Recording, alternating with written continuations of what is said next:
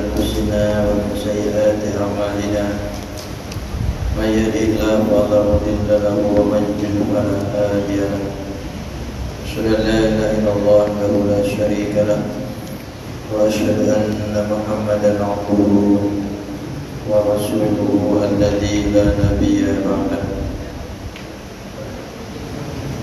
فقال الله تعالى يا أيها الذين آمنوا اتقوا الله وكونوا مع الصادقين. صدق الله. Hadirin, alhamdulillah kita bersyukur kepada Allah kembali kita bisa hadir di masjid untuk melaksanakan tugas hidup kita sebagai hamba Allah kaitan dengan masjid, yaitu memakmurkan. Bahwa hadirin yang dirahmati Allah, memakmurkan masjid ini merupakan ciri keimanan seorang hamba. Sebagaimana Allah firmankan, innama ya'muru masajidallah man amana billahi wal yawmil akhir. Sesungguhnya lah orang yang memakmurkan masjid itu ialah orang-orang yang beriman kepada Allah dan hari akhir. Mudah-mudahan kegemaran kita untuk senantiasa memakmurkan masjid itu bisa tetap bertahan hingga hayat berpisah dengan badan atau hingga akhir hayat. Hadirin yang dirahmati Allah, kita buka bab kurban di halaman 381. Kita tengok kembali, pahami kembali bagaimana petunjuk Rasulullah Sallallahu Alaihi Wasallam kaitan dengan masalah ibadah kurban. Jamaah sekalian, sebagai pengantar, kurban ini merupakan ibadah tahunan, ya, tahun sekali, bukan sekali seumur hidup. Kadang suka ada yang terpeleset, padahal yang sekali seumur hidup itu hanya akikah. Makanya beda akikah dengan kurban. Kurban ini ibadah setahun sekali atau tiap tahun, selama kita mampu, punya keleluasaan rezeki, maka kita melaksanakan ibadah kurban tersebut. Hadirin yang dirahmati Allah, kalau di Quran kan dasarnya jelas, ya, surat Al-Kautsar. Ada juga di surat Al-Hajj. Al-Kautsar, insyaallah kita sudah paham. Allah berfirman, inna a'tainaka al-kautsar fasholli li rabbika wanhar inna syani'aka huwal abtar. Sesungguhnya kami, kata Allah, telah memberikan nikmat kepadamu yang banyak. Ya, al-kautsar maknanya salah satunya adalah ni'aman katsira. Al-kautsar diartikan juga, ya, nahrun fil jannah. Ada yang mengatakan juga telaga surga. Ketika dimaknai telaga surga, itu kan bagian daripada nikmat Allah. Telaga surga itu salah satunya. Maka makna yang lebih umum dan tepat adalah ni'amun katsirah, yaitu nikmat yang banyak. Salah satunya adalah nanti telaga di surga. Lalu setelah Allah memberikan penjelasan kepada kita tentang nikmatnya, ada dua perintah Allah di ayat yang kedua. Apa kata Allah? Fasholli li rabbika wanhar. Ya, kerjakanlah sholat karena Tuhanmu, karena Rabbmu. Jangan karena yang lain, harus karena Allah. Ditegaskan sama Allah, jangan salah niat. Fasholli li rabbika wanhar, dan yang kedua berkurbanlah.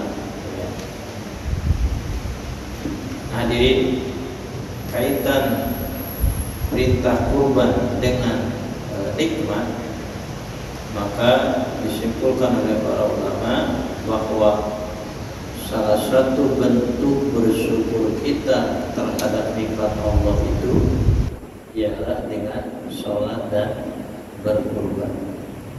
Maka kalau kita baca hikmah kurban yang dijelaskan oleh para ulama, para pensyarah atau penjelas pembahas di bidang masalah kurban, maka akan muncul bahwa kurban itu merupakan bentuk syukur kita kepada Allah Subhanahu wa Ta'ala. Itu dah dasar dalam Al-Quran. Sekarang kita pahami dari hadis-hadis Nabi. Hadis yang pertama, an Anas bin Malik radhiyallahu anhu anna an-nabiyya sallallahu alaihi wasallam kana yudhi bi kabshaini aqranaini wa yusamma wa yukabbiru wa yadhu rijlahu ala sifahihima wa fi lafdin dabahuma biyadi wa fi lafdin saminain wa li abi awana fi sahihihi saminaini bil muqallas badal sin wa fi lafdil muslim wa yaqul bismillahi wallahu akbar. Sahabat Anas bin Malik radhiyallahu anhu telah menceritakan. Ini hadis kredibel sekali karena bersumber dari sahabat Anas bin Malik. Siapa sahabat Anas bin Malik? Adalah pelayan Nabi sejak usia 10 tahun. Jadi ceritanya, begitu Rasulullah tiba di Madinah, Ummu Sulaim, ibunya Anas bin Malik ini mendatangi Rasulullah Shallallahu Alaihi Wasallam. Dan sesampainya di Rasulullah, Ummu Sulaim menyerahkan Anas kecil ini yang usianya baru 10 tahun, diserahkan kepada Nabi ya untuk ya dijadikan sebagai pelayanan ya untuk kelancaran dakwah Nabi di Madinah. Maka sejak itulah Anas kecil ini hidup bersama Nabi. Ya tentu sampai Nabi wafat kan, karena usia beliau 10 tahun, Nabi 63, hijrah ke ya Madinah dalam usia berapa? 53 tahun, karena di Mekah dakwah 13 tahun, di Madinah 10 tahun, maka berarti usia Anas ini adalah di usia 20 tahun. Dari 10 tahun ke 20 tahun, waktunya 10 tahun bersama Nabi. Ya, para hadisnya mencatat tidak kurang dari 2.256 hadis melalui beliau. 2.256 hadis. Ini salah satunya. Jadi tahu persis bagaimana keseharian Nabi. Namanya kan serumah bersama dengan Nabi. Apa cerita beliau hadirin? Anna Nabiyya sallallahu alaihi wasallam, sesungguhnya Nabi sallallahu alaihi wasallam kana adalah yudhi, menyembelih ya bikabshaini, 2 kibas, 2 ekor kambing kibas, aqranaini, bertanduk kedua-duanya. Wa yusamma, lalu Nabi kata Anas bin Malik menyebut asma Allah. Wa yukabbiru, dan juga bertakbir. Wa yadhu, dan Nabi meletakkan rijlahu, kakinya, ala sifahihima, ya pada pipi ya kambing. Wa fi lafdin, dan di dalam lafaz yang lain, dabahuma biyadi, Nabi menyembelihnya sendiri dengan tangannya sendiri. Wa fi lafdin li Muslim, paling bawah, wa yaqul, dan Nabi membaca bismillahi wallahu akbar. Hadis ini ya Dari hadis ini ada beberapa intisari. Yang pertama, hadis ini berupa hadis fi'liyah. Apa itu fi'liyah? Perbuatan Nabi. Sebagaimana kita pahami, hadis itu yang datang dari Nabi berupa 3 macam. Satu, tadi dalam bentuk fi'liyah. Yang kedua, qauliyah, sabda Nabi. Yang ketiga, takririyah, persetujuan Nabi, perbuatan sahabat, ya, ucapan sahabat, bacaan sahabat, dan seterusnya. Nabi tahu, Nabi diam, atau bahkan Nabi mengapresiasi. Ya, maka itu namanya takrir. Ini hadis fi'liyah. Kenapa? Karena ada kalimat anna nabiyya kana yudhi. Jadi kalau hadis dalam kalimat kana, yakunu berarti perbuatan. Kana adalah, jadi ini kan menceritakan. Atau ra'aitu, saya melihat. Ra'aitu Rasulullah, saya melihat Rasul. Berarti perbuatan. Kalau ucapan apa? Kalau ucapan Nabi, sami itu, ya gitu. Sami itu aku mendengar. Qala Nabi SAW, Nabi telah bersabda. Nah itu berarti ucapan. Nah ini perbuatan, praktek berarti, praktek dari Nabi. Apa praktek dari Nabi? Contoh dari Nabi, karena yudhi adalah Nabi SAW menyembelih hewan kurban berupa kabsyaini, 2 ekor kibas. Ya, kibasnya akronaini, kedua-duanya bertanduk. Ya, jadi kesimpulan pertama apa? Hadis ini berupa perbuatan Nabi. Yang kedua, intisarinya bahwa Nabi menjadikan kibas sebagai hewan kurban yang resmi, ya, yang disyariatkan adalah kibas. Yang ketiga, kesimpulannya apa? Nabi berkurban dengan 2 ekor kibas, kabsyain, ya, 2 ekor kibas. Kibas itu apa ya? Domba ya. Kalau kambing kan syatun, syat, ya. Tapi di sini diartikan kambing, domba maksudnya. Kalau kambing itu syatun, syat, 2 ekor kibas. Itu yang ketiga intisarinya. Yang keempat, kibasnya bertanduk. Nah, makanya kalau kita pilih domba, ya pilihlah domba yang bertanduk. Domba juga ada 2 macam, ada domba yang bertanduk dan bagus, ada juga bahkan tak bertanduk tapi dia jantan. Ya, ada juga tanduknya lebih dikit, normal doang. Ini enggak akrona ini.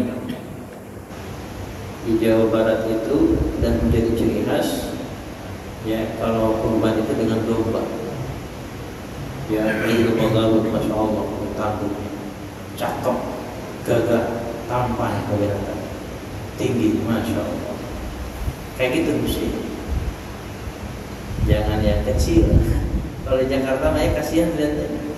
Udah dekil, bulunya tebal, bengkang, itu tanduknya juga, ya Allah. Kayaknya itu kurbannya Habil kan. Iya, Allah terima itu. Kayaknya sih. Ya, seperti itu. Akrona ini berkibas, ya, apa, bertanduk. Itu yang keempat intisarinya, harus bertanduk. Yang kelima, wa yusamma, menyebut nama Allah. Karena segala sembelihan yang tidak menyertakan nama Allah, maka dia tidak halal. Halalnya sembelihan itu di samping hewannya yang halal, juga dalam menyembelihnya harus membaca kalimatullah. Bahkan tidak hanya membaca kalimatullah, yang membacanya harus orang Islam. Ada non-muslim bisa dia menyebut bismillah. Banyak kan, assalamualaikum Pak Haji, apa kabar? Nah, ada orang sebelah kayak gitu. gitu ya. Bahasa kalau ini. Paling sekarang kan di masyarakat kan, ya, termasuk orang Islam di masyarakat kan suka mengucapkan salamnya mereka. Apa tuh? Kalau nama budaya, selalu segala macam kan, semakin dibudayakan.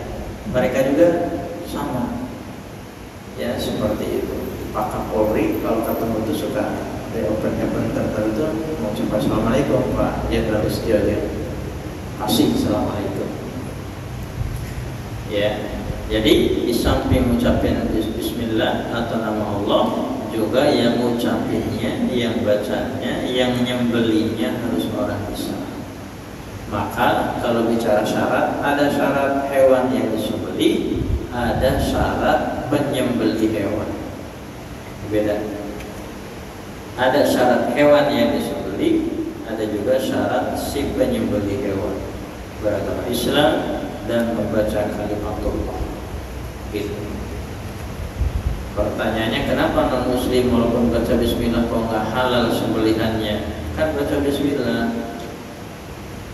Kenapa kira-kira?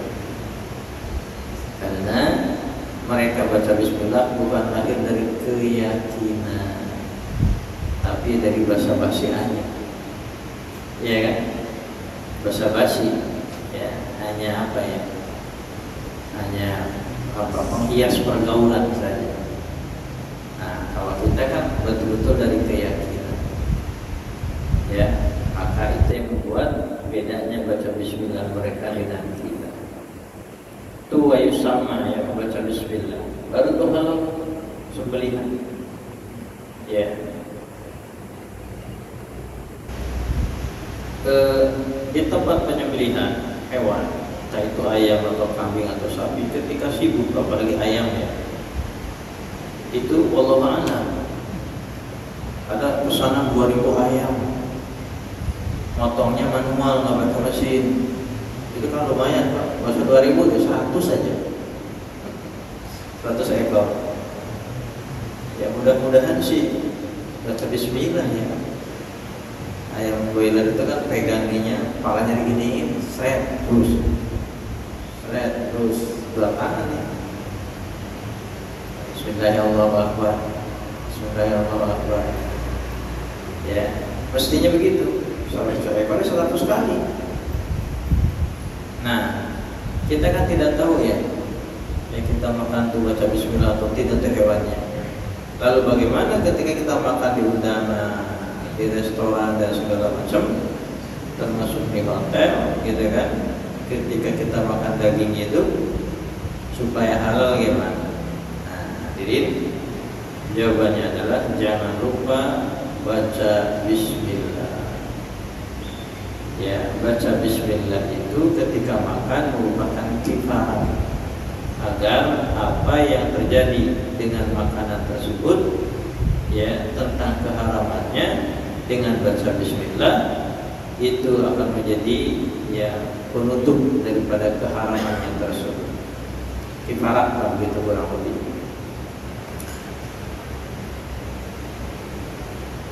Baik, sama yang kelima. Yang keenam hadirin, wa yukabiru, bertakbir, gemakan dengan takbir. Allahu akbar, Allahu akbar, la ilaha illallah. Takbirnya 4 hari. Ya, mulai dari tanggal 10, 11, 12 sampai 13. Tanggal 10 Idul Adha, 11 sampai 13 adalah hari tasyrik. Ya, ayyam tasyrik iduna, kata para sahabat. Hari tasyrik itu adalah hari raya Ka'bah. Maka masih waktunya menyembelih hewan. Takbirnya juga sampai tanggal 13 pada asar sebelum maghrib. Kalau di kita seringnya 11, 12, 13 itu gimana takbirnya? Habis sholatnya oleh imam dipimpin. Sesungguhnya tidak mesti habis sholat. Adapun habis sholat oleh imam itu mah diingetin doang, ya, supaya tetap kita masih bertakbir. Diingetinlah oleh imam, ya, dengan takbir itu tiap habis sholat. Sesungguhnya tidak mesti setiap habis sholat. Takbir itu selama 4 hari. mau siang, mau malam, mau kamu jam berapapun, dimanapun silakan. Kecuali di satu tempat yang tidak boleh takbir. Di mana? Ya, kamar mandi atau di WC. Mau di WC boleh. Ya, khusus di WC. Selain itu silakan. Kendaraan lagi kerja dimanapun. Ya, kita bertakbir kepada Allah Subhanahu wa taala. Yukabir wa yusamma. Yang keenam, yang ketujuh, wa yadhu rijlahu ala sifajihima, dan Nabi meletakkan kakinya di kepala atau di pipi hewan. Maksudnya apa? Ini lebih ke teknis menyembelih hewan. Jadi kepala hewan itu supaya tidak bergerak, ditekan, ya, dipegangi, ditekan lalu disembelih. Coba kalau hewan kambing ya disembelih dia begini atau sapi kan jadi enggak ini, enggak tuntas karena ditekan dia. Terus kalau begini tekan, tahan, straight, cepat, ya cepat seperti itu. Nah ini yang terakhir berarti teknis penyembelihan hewan. Wa fi lafdin dabahuma biyadihi, yang kedelapan, Nabi menyembelihnya itu dengan tangannya sendiri. Memang hadirin, utama ibadat kurban, selama kita bisa, mampu, sanggup, maka lakukanlah oleh kita sendiri. Itu ibadat kurban kita yang nyembelih, kita yang nyincangin, kita yang bagiin, mestinya begitu. Tapi di kita itu sudah terbiasa dititipin ke panitia. Ya kurbannya kadang-kadang ya kadang ngebungkusin itu nggak mau, kalau lagi bagiin. Padahal kurban siapa itu ya? Kok ngandelin orang ya? Ya minimal kampung mah ikutan membungkusi. Ya, itulah makanya hadirin, panitia mengenakan biaya operasional. Panitia juga menggunakan tenaga orang. Jadi kalau dikenakan biaya operasional, pahamlah, beli plastiknya. Ustadz kan bisa ambil dari uang kas masjid. Tidak ada keterkaitan antara infak masjid dengan kurban. Garis bawahi. Kurban itu masing-masing mestinya di rumah, gitu kan? Kalaupun tongkat tidak mengapa dibaca dikumpulin, tapi ingat, ya kan, semua biaya operasional dari kurban, bukan dari masjid, ya kan? Seperti itu. Maka oleh karena itu segala biaya yang diperlukan adalah dikenakan kepada para pekurban. Karena hakikatnya kurban itu ibadah dia yang harus motong, kuliti, dincangin, bagiin. Ketika dia tidak terjun langsung diwakilkan ke orang, ya pahamlah tenaga orang, kan gitu. Plastiknya, golongnya, kebersihannya, itu kan lumayan. Tendanya, benar. Konsumsinya, apalagi sopinya gede-gede, banyak lagi, masya Allah. Nah, makanya bagus kalau sudah terolah ya. Uang untuk uang kurban sama operasional dipisah. Karena memang tidak boleh menggunakan upah dan seterusnya dari hewan kurban. Nanti di hadis terakhir di sini ada. Rasul Sallallahu Alaihi Wasallam menyuruh Ali bin Abi Thalib untuk menyembelih ya hewan kurban, itu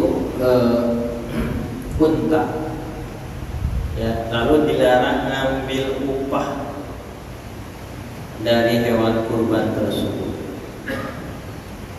Nah, pertanyaannya itu panitia dapat 1 bungkus atau 2 bungkus atau cekernya apa, itu apa namanya? Upah atau apa? Nah, hadirin, kembali kepada hukum asli, ya, bahwa daging hewan kurban itu bisa dialokasikan ke 3 hal, 3 komponen, 3 kelompok begitu. 1 untuk pengurban, 2 untuk fakir miskin, 3 dihadiahkan. 1 dan 2 ada di Quran tuh surat Al-Hajj. Ya, faqulu minha wa at'imul ba'isal faqir, kata Allah. Di ayat yang lain faqulu minha wa at'imul qani'a wal mu'tam. Nanti kita buka surat Al-Hajj, nanti kemarin sudah surat Al-Hajj surat 22 ayat 26, kemarin kita baru 27. Akan tetap itu nanti. Ya. Satu lagi di hadis dan disimpulkan oleh para ulama dari Quran dan hadis, maka yang berhak mendapatkan hewan kurban itu 3 hal tadi: pekurban, fakir miskin, dan dihadiahkan. Pekurban jelas yang berkurban, fakir miskin jelas fakir miskin. Yang berkurban dan yang fakir miskin sudah tercover, berarti selain mereka berdua siapa? Orang mampu tapi tidak berkurban, dapat tuh hadiah. Kalau di tempat saya ada tuh, dia orang mampu tapi tidak berkurban, kata dia antar juga dapat dari masjid. Mampu dia tapi nggak kurban, boleh tuh dapat dari hadiah. Itu tempat saya, kalau di sini insya Allah nggak ada, makanya paling banyak sapinya di sini, alhamdulillah. Ya. Nah, hadiah itu bebas, Pak. Siapapun boleh. Termasuk kalau kita punya tetangga non-muslim, tidak ada larangan untuk dikasih, bahkan dia punya hak dari jalur hak sebagai tetangga. Dalam agama kita ini kan tetangga itu 3 macam. Ada tetangga yang dapat 1 hak, 2 hak, 3 hak. Tetangga yang memiliki 1 hak itu tadi, dia tidak seakidah dan tidak senasab, tapi tetap dia punya hak sebagai tetangga. Jadi dalam masalah duniawi muamalah boleh, Pak, silahkan kerjasama. Ya, ada hubungan dengan non-muslim dalam urusan dunia, muamalah, karena hukum asalnya mubah, boleh. Yang tidak boleh itu dalam urusan akidah dan ibadah. Kalau akidah dan ibadah sudah jelas, lakum dinukum waliyadin. Kalau masalah muamalah masih lah, kerjasama jual beli, kerjasama di bidang jasa penjasaan, ya. Kemudian kita punya rezeki, dia kasih, ya, dan seterusnya. Itu silakan. Termasuk ketika kita kurban punya tetangga non-muslim dan dia kaya, misalnya, tetap dapat hadiah. Kalau mereka makan kaya nggak kaya dapat dari sisi hadiah, kan gitu. Ya, maka oleh karena itu, ya, ada dapat hak daripada itu. Jadi kembali, nah, kaitan dengan masalah panitia tadi, maka panitia pun bisa lewat jalur hadiah, bukan upah. Ya, walau dia jajarotiha syai'an minha kata Ali. Ya, saya dilarang oleh Nabi untuk memberikan upah atau mengambil upah dari hewan kurban tersebut. Itu pernyataan Ali bin Abi Thalib radhiyallahu anhu ketika diperintahkan oleh Nabi untuk melaksanakan, ya, ibadah kurban, ya, disuruh oleh Nabi. Jadi lewat jalur hadiah, bukan upah. Ustaz, sama aja kan, ujung-ujungnya dapat juga bungkusan. Betul. Kalau bicara ujung-ujungnya dapat, ya dapat. Kita bukan bicara ujungnya, tapi proses itu. Kalau bicara ujung-ujungnya mah banyak yang ujung-ujungnya sama. Ya. Tapi kenapa dalam agama kita walaupun ujung-ujungnya sama, satu halal satu haram? Contoh dalam urusan ribawi, ya, orang minjem uang ke kita 1 juta, kata kita boleh, ya, bulan depan kembalikan menjadi 1.200.000, lebih kan 200. Kasus yang satu nih, harga handphone tuh modalnya 1 juta, dijual 1,2 juta, dapat untung berapa? Kalau bicara untung, ujung-ujungnya untung, minjemin uang untuk 200, jual barang juga untuk, ya kalau itu sama aja dong, dapat untung. Ya kalau bicara sama ujung, tapi diantara dua contoh tadi beda proses. Yang satu mah jual beli dan itu halal, jaminannya dari Allah. Apa kata Allah? Wa ahallallahu al-bai'a wa harrama riba. Allah menghalalkan jual beli dan mengharamkan riba. Adapun proses yang tadi menjamin uang, maka itu namanya riba. Kenapa? Karena ziyadah dan roksil mal, meminjamkan uang ada lebihnya dari pokok, maka itu namanya riba.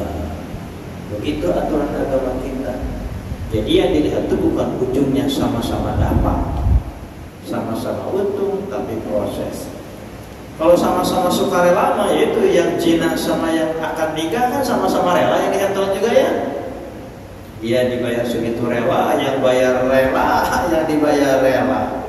Yang akan nikah juga ya dengan mas kawin segitu rela, ya yang ngasih mahar mas kawinnya rela, yang diberinya juga rela. Sama-sama rela gitu kan. Dan sama-sama take and give, saling memberi. Tapi kenapa yang ini haramnya ini halal? Yang membedakan adalah di proses. Sama tadi hewan dimasak mah enak-enak juga, mau disembelih kayak mau digetok kayak itu hewan matinya. Iya kan? Mau disetrum kayak udah dimasak mah enak-enak juga, mati-mati juga. Jadi sekali lagi hadirin, perlu ditegaskan yang dilihat oleh Allah itu proses. Itulah Allah tegaskan di surat Al-Mulk ayat 2. Apa kata Allah? Alladzi khalaqal mauta wal hayata. Nah ini dia, liyabluwakum ayyukum ahsanu amala. Ini garis bawahi ya, liyabluwakum ayyukum ahsanu amala. Untuk menguji kalian siapa yang paling baik amal. Amal itu kan proses. Ya, bukan bicara hasil. Kalau ujungnya hasil dapat sama-sama 200, sama-sama suka, sama-sama ridho, gitu kan? Sama-sama dapat. Enggak itu yang dilihat, tapi proses. Gitu. Maka oleh karena itu, hadirin, proses inilah yang Allah nilai. Dan ingat, semua proses dalam hidup ini Allah sudah jelaskan. Mana proses yang Allah ridhai karena datangnya dari Allah dan Rasulnya, dan mana proses yang tidak Allah ridhai karena itu bukan sistem dan proses yang datang dari Allah dan Rasulnya. Begitu ya, yabluwakum ayyukum ahsanu amala. Jadi kembali bagi panitia adalah hadiah gitu ya, jangan keluar kalimat upah ya, tidak boleh ya, tapi hadiah. Yang berkurban juga berkurban, udah serahkan ke panitia ya, mau dihadiahkan ya ke siapa amanatkan saja ya, percayakan, insya Allah panitianya juga kan pada banyak ngaji ya, insya Allah sudah paham dan tidak akan salah dalam penanganan. Itu hadirin ya, jadi kembali ke pokok bahasan bahwa yang ke-8 intisari dari hadis ini adalah Nabi SAW memotong hewannya dengan tangannya sendiri. Bahwa sesungguhnya bayangkan kalau sekelas Nabi motong sendiri, sekelas RI 1 motong sendiri kan belum pernah kejadian. RI 1 nyebut sendiri. Ini Mekah 1 Nabiullah, hebat kan. Nah, makanya jangan gengsi kalau kita jadi pimpinan turun tangan langsung. Oh ada banyak anak buah tuh, nah, nggak juga turun tangan, gitu, nyontohin, kan begitu. Insya Allah tuh, kalau Nabi mau nyuruh banyak yang ngantri, nunggu perintah Nabi, kan cari berkahnya tuh. Pada nunggu, tapi Nabi tidak. ya dabahuma biyadi, 2 ekor-ekornya Nabi langsung yang menyembelih. Padahal para sahabat juga sudah pada ngerti ilmunya. Ya, artinya kalau Nabi mau nyuruh gampang aja, tapi Nabi tidak. Ya, karena bagi Nabi pasti namanya lebih paham ya. Hidup ini ya perbanyaklah sebanyak-banyaknya mendapatkan atau meraih amal soleh. Ya kan? Apalagi Nabi paham banget kan, kurban ini ibadah saya bukan ibadah orang. Berarti saya yang menyembelih kan? Saya yang terjun, bukan orang lain. Makanya malu nih kita juga. Nabi memotong sendiri, kita mau bagiinnya kayak ngiloin, plastikinnya kayak gitu. Mohon maaf ya, bukan nyindir ya, mohon maaf banget. Ini mah kita mencontoh aja kepada Nabi ya. Nabi saja gitu kan, Masya Allah. Mau turun tangan bau-bauan, bau amis daging. Ya, boleh jadi juga kecopetan darahnya karena langsung menyembelih. Ya, maka kita pun tentu sebaiknya seperti apa yang dilakukan Nabi kita yang mulia. Walaupun boleh diwakilkan kepada saudara kita, teman kita yang mumpuni atau mampu bisa di bidang tersebut, dalam hal tersebut. Itu hadis yang pertama ya. Ada pertanyaan silakan. Kayaknya udah jelas ya. Ada 8 intisari. Nah, kenapa ada 2 kibas? Nah, ini menunjukkan bahwa dalam jumlah ya ekor atau dalam kita berkurban dari sisi jumlahnya silakan mau berapapun. Nah, hadis yang kedua 1 ekor minimal. Ya, minimal 1 ekor kibas. Nah, kita lihat hadis yang kedua. Lalu kita gabungkan. Walahu min hadithi Aisyah radhiyallahu anha amara bi kabshin aqrana yaqau fi sawadin wa yaqruqu fi sawadin wa yanzuru fi sawadin fa utiya bihi liyudhiya bihi fa qala laha ya Aisyah hallu bil mudya thumma qala ishhadiha bi hajarin fa fa'alat thumma akhadaha wa akhadahu fa adja'ahu thumma dabahahu thumma qala bismillahi Allahumma taqabbal min Muhammadin wa ali Muhammadin wa min ummati Muhammadin thumma dhhiya bi. Ini kasus yang kedua. Nabi menyebut lagi nih berbeda sendiri. Hadis ini bersumber dari istri Nabi, Masya Allah. Kalau tadi pelayan Nabi, ini istri Nabi, kredibel lagi nih hadisnya ya. Langsung istrinya, jadi tahu persis bagaimana perbuatan suaminya. Amar bi kabshin, kata Aisyah, Nabi memerintahkan kepadaku untuk mengambil seekor kibas. Kalau tadi kabshaini 2 kibas, kalau ini 1 kibas. Ini menunjukkan apa? Nah, variasi. Ya, bisa 2 ekor, minimal 1 ekor, banyaknya tak terhingga, tergantung kesanggupan kita. Aqrona sama yang bertanduk. Di 2 hadis dari sahabat yang berbeda, redaksi yang berbeda, ya, tapi ada maksud dan makna yang sama, yaitu sama-sama kibas dan sama-sama bertanduk. Yaqau fi sawadin, ya. Wa yabruku fi sawadin wa yanzuru fi sawadin, semuanya serba hitam tuh warna kibasnya. Kepalanya, matanya, kakinya, ya badannya, perutnya semua hitam. Artinya apa? Ya, kalau dalam warna variasi. Sebetulnya di hadis yang pertama ada kalimat yang ketinggalan. Kalau di hadis lain ada kalimat ya kabsaini amlahaini. Maka sudah dicacin kok ada. Karena yudai bi kabsaini amlahaini aqronaini. Amlahaininya enggak ada. Amlahaini itu putih warnanya kedua-duanya. Kalau kita buka Bulughul Maram atau dari aslinya ada namanya amlahaini kalimat itu. Sama-sama dari Anas, sama-sama begini. Ya Bulughul Maram yang lain, bukan yang ini. Ini kan apa ya? Ini copy paste lagi mungkin. Ya, kalau dari hadis pertama amlahaini, yaitu berwarna putih kedua-duanya. Kalau ini hitam semua. Itu menunjukkan bahwa dalam urusan warna silakan mau putih mau hitam. Ya. Kalau kibas ada warna coklat, merah ada ya. Kalau nggak hitam, putih atau campuran dua warna hitam dan putih satu kambing, satu domba. Kalau kambing belum ada ya, kambing coklat. Ya, dari dua hadis ini warna oke, tidak ada masalah. Lalu Fa'utiya bihi, lalu aku pun mendatangkan ya kambing tersebut kepada Nabi, kata Aisyah radhiyallahu anha, yudhiya bihi, untuk disembelih. Faqala laha, Nabi pun berkata lagi kepada Aisyah istrinya, ya Aisyah, halumil mudyah, wahai Aisyah istriku, ambilkan pisau mudyah. Ya, thumma qala, ya, ishhadiha bihajarin, ya sekalian asahin. Insyaallah ya, suruh ambil kambing, ambil pisaunya, diasah pula, nurut lagi. Ya, istri soleha, siapa dulu bapaknya?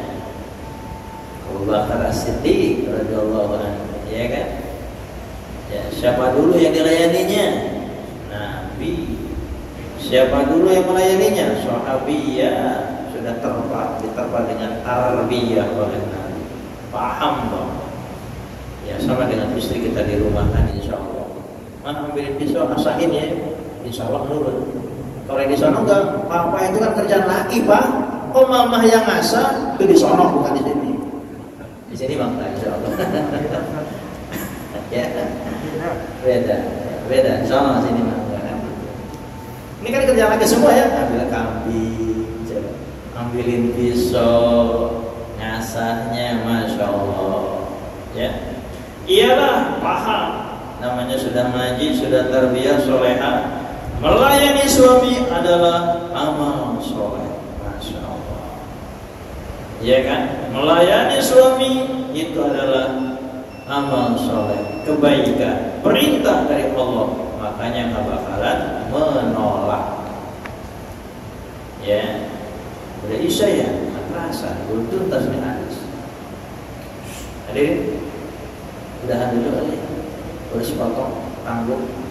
Tapi karena waktu sudah membatasi kita. Intinya adalah bahwa hadis ini kesimpulannya dia, Nabi berkurban satu ekor kibas. Ya, lalu satu ekor kibas ini diniatkan untuk dirinya dan keluarga. Makanya doanya apa? Allahumma taqabbal min Muhammadin wa ali Muhammad wa min ummati Muhammadin, ya Allah, terimalah ini kurbannya Muhammad, keluarganya Muhammad, dan umatnya Muhammad. Maka kesimpulannya, setidak-tidaknya paling minim kurban itu satu ekor kibas atas nama satu keluarga. Ya, tidak atas nama pribadi-pribadi di antara anggota keluarga. Justru sampai saat ini wallahu a'lam, sepengetahuan aneh tidak menemukan ya masing-masing dalam anggota keluarga. Bahkan Abu Ayyub Al-Ansari telah menceritakan dalam riwayat lain, kami dulu di zaman Nabi itu masing-masing menyembelih atas nama si penyembelih dan atas nama keluarganya. Anhu wa an ahli baiti, kata Abu Ayyub Al-Ansari. Ya, atas nama si penyembelih, yaitu kepala keluarga berarti, dan atas nama keluarganya. Maka dengan demikian hadirin, ya, bahwa sesungguhnya dalam berkurban itu satu ekor kibas bisa atas nama satu keluarga. Mari kita niatkan insyaallah untuk berkurban tahun ini setidak-tidaknya satu ekor kibas atau 1/7 kalau kolektif sapi untuk atas nama dirinya dan keluarga. Demikian, mudah-mudahan bermanfaat. Subhanakallahumma wa bihamdika, asyhadu an la ilaha illa anta, astaghfiruka wa atubu ilaik. Walhamdulillah. Assalamualaikum warahmatullahi wabarakatuh.